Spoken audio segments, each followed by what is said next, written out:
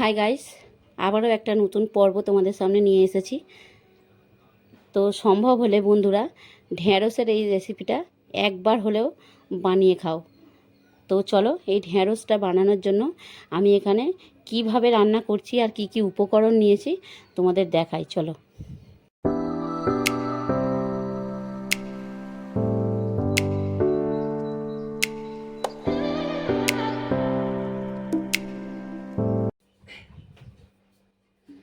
তো দেখো ফ্রেন্ডস, ঢ্যাঁড়সের এই দুর্দান্ত রেসিপিটা বানানোর জন্য আমি কড়াইতে প্রথমে একটু তেল দিয়ে দিচ্ছি, আর ওই তেলের উপরে আমি অল্প একটু হাফ চামচ মতো চিনি দিয়ে দিচ্ছি।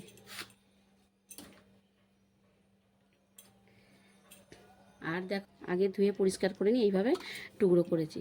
আর এখন এই তেলের উপরে আমি ঢেঁড়সটা দিয়ে দিচ্ছি।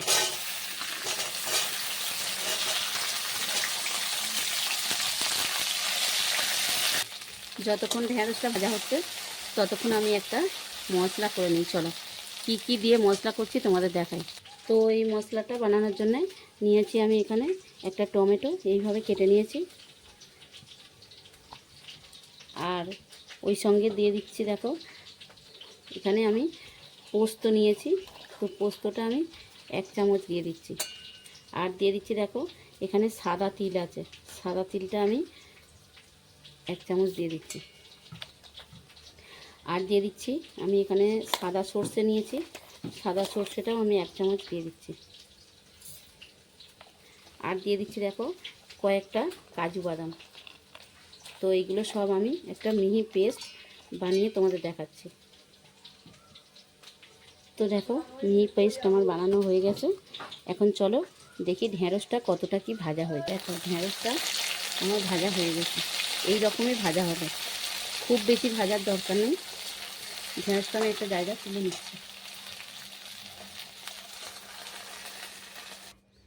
দেখো চিনি দিয়ে ঢেঁড়সটা ভেজে নেওয়ার পরে আমি এখানে কড়াইতে আরও একটু তেল দিয়ে দিচ্ছি।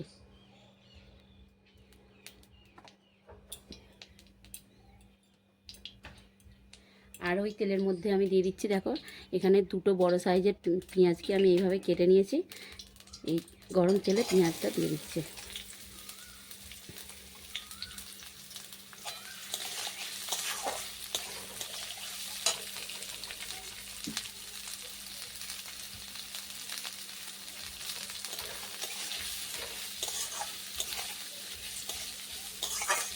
পেঁয়াজটা খুব ভালো করে ভেজে নিতে হবে। দেখো 2-3 মিনিট ভাজার পরে পেঁয়াজটা যখন এইরকম কালার চলে আসবে তখন আমি এই পর্যায়ে দিয়ে দিচ্ছি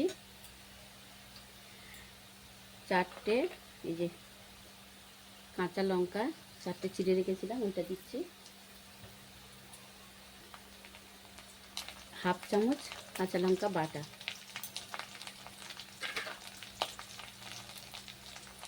আর দিয়ে দিচ্ছি আমি যে মশলাটা বানিয়েছিলাম ওই মশলাটা দিয়ে দিচ্ছি।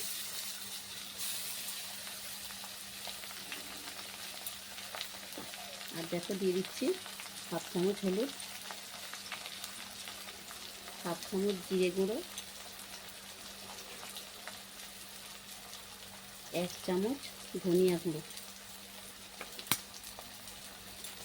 দিয়ে এখন আমি অল্প একটু জল দিয়ে দিচ্ছি।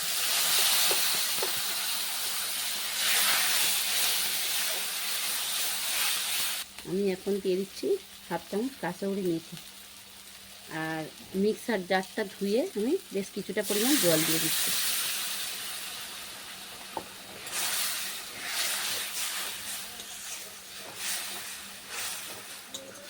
খুব ভালো করে মশলাটা এইভাবে নেড়ে চেড়ে নিতে হবে।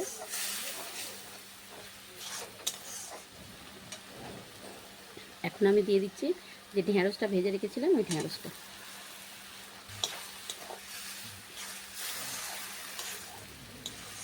তো ঢেঁড়সটা সিদ্ধ করার জন্য আমি 2 মিনিট ঢাকা দিয়ে দেব।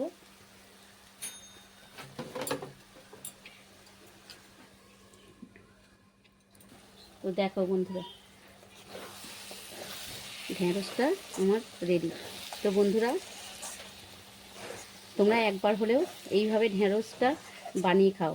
আর ঢেঁড়সটা যদি এইভাবে বানাও বাড়ির সদস্যদের যদি বানিয়ে খাওয়াও, তারা পরের দিন আবারও রিকোয়েস্ট করবে, যখনই বাড়িতে ঢেঁড়স আসবে এইভাবে বানিয়ে দিতে বলবে।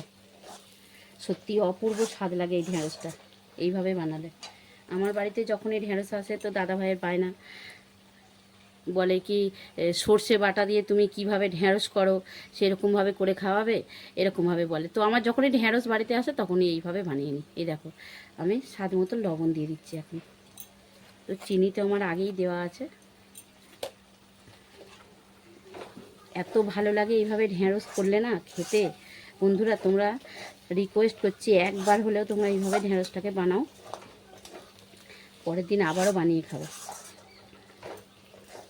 তো আমার ঢেঁড়সের রেসিপির ভিডিও যদি তোমাদের ভালো লেগে থাকে, ভিডিওটা একটা লাইক করবে আর বন্ধুদের মধ্যে শেয়ার করবে। বন্ধুরা আমি এখন একটা প্লেটে ঢেঁড়সটা তুলে নিচ্ছি।